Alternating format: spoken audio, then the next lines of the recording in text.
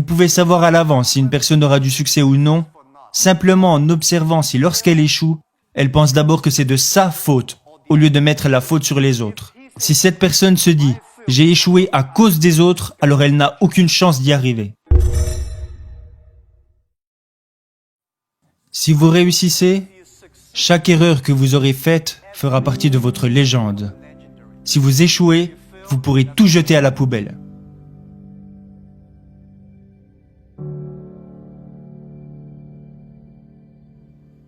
Tout le monde fait des erreurs.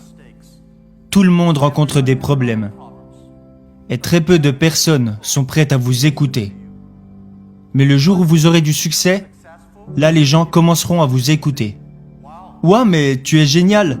Non, je ne suis pas si génial. Je suis né dans une famille issue de la classe moyenne. J'étais très mauvais à l'école. Bien sûr, j'ai essayé d'étudier, mais vous savez, je n'étais pas très doué pour apprendre des choses à l'époque. Alors, j'ai été recalé pour des petits boulots, je n'ai pas réussi à aller à l'université, j'ai été recalé à l'entrée des grandes écoles, mais je n'ai jamais abandonné. Et je pense qu'il y a une chose que j'ai apprise, c'est que pourquoi devriez-vous avoir une chance d'avoir du succès? Tout le monde devrait s'habituer à l'échec, plutôt que de s'habituer à être accepté par les gens. Pourquoi les autres devraient vous aider? Vous devriez gagner le droit d'être aidé.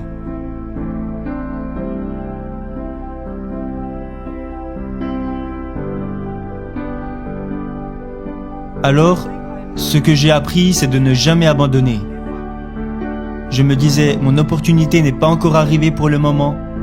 Et quand vous entendez tout le monde se plaindre, c'est là que vous trouvez votre opportunité.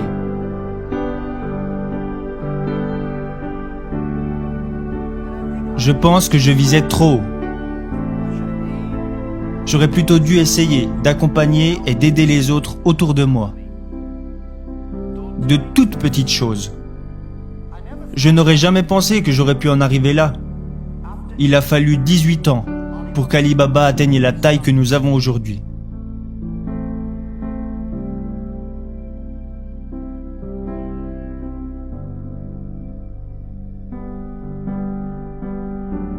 Et je n'ai pas réussi parce que je suis intelligent. Je ne me considère pas comme quelqu'un d'intelligent. Mais j'ai travaillé avec beaucoup de personnes qui étaient très intelligentes. Et la plupart des personnes intelligentes arrivent à rendre facile des choses qui sont pour vous difficiles.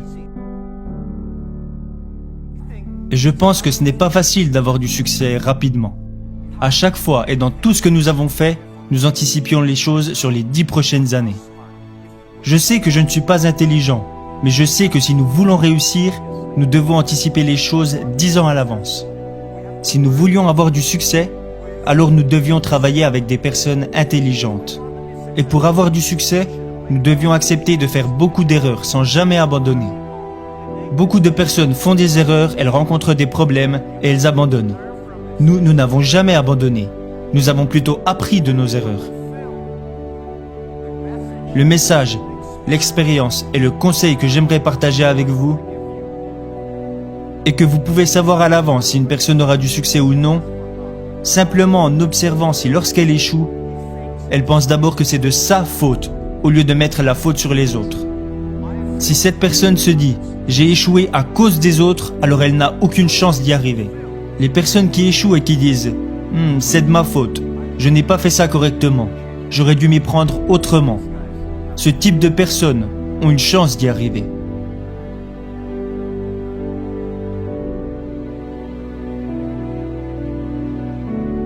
Alors j'ai beaucoup appris des personnes qui échouent. J'ai beaucoup appris des personnes qui font des erreurs et j'ai encore plus appris de mes propres erreurs. Ça, c'est ma philosophie. Quand j'échoue, je me dis « ce n'est pas grave, au moins j'aurais essayé ». Quand je réussis, je me dis « waouh, je n'aurais jamais pensé que ça marcherait ». Cette attitude me rend très positif et optimiste. Et à cause de mes nombreuses erreurs et de tous mes échecs, je ne me plains jamais parce que j'ai l'habitude de perdre. Encore aujourd'hui, je commets des erreurs tous les jours. Nous prenons encore des décisions stupides presque tous les jours. Personne n'en sait rien. On pense que c'est intelligent, mais la réalité nous montre que c'était stupide. Mais on apprend et on recommence. On apprend et on recommence. Ça, c'est ma philosophie.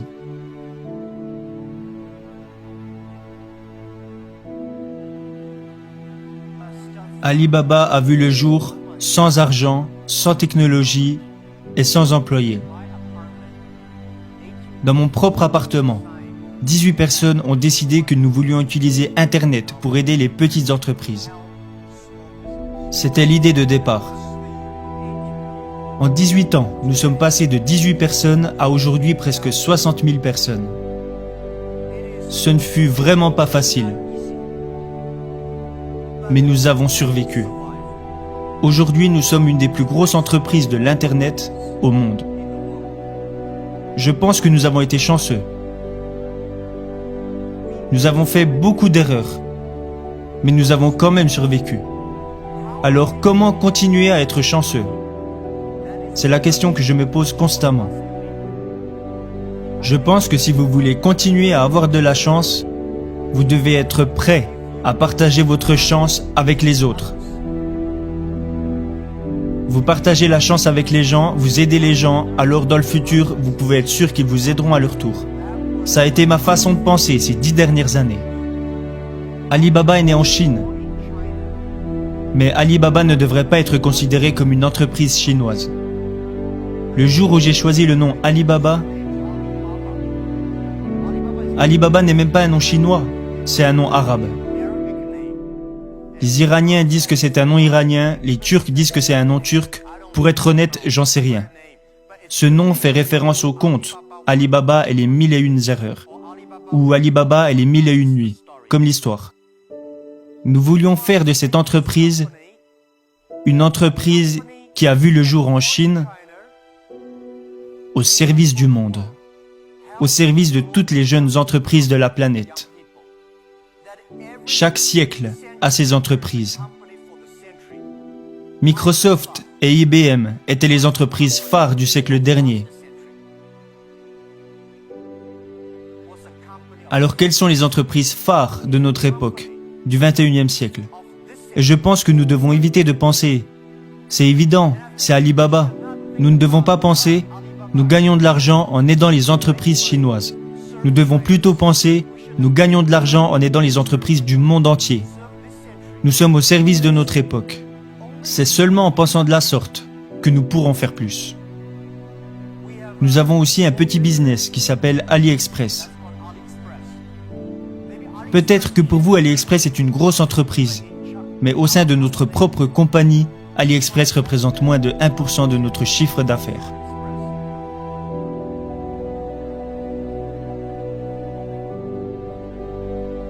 Notre entreprise aujourd'hui est immense.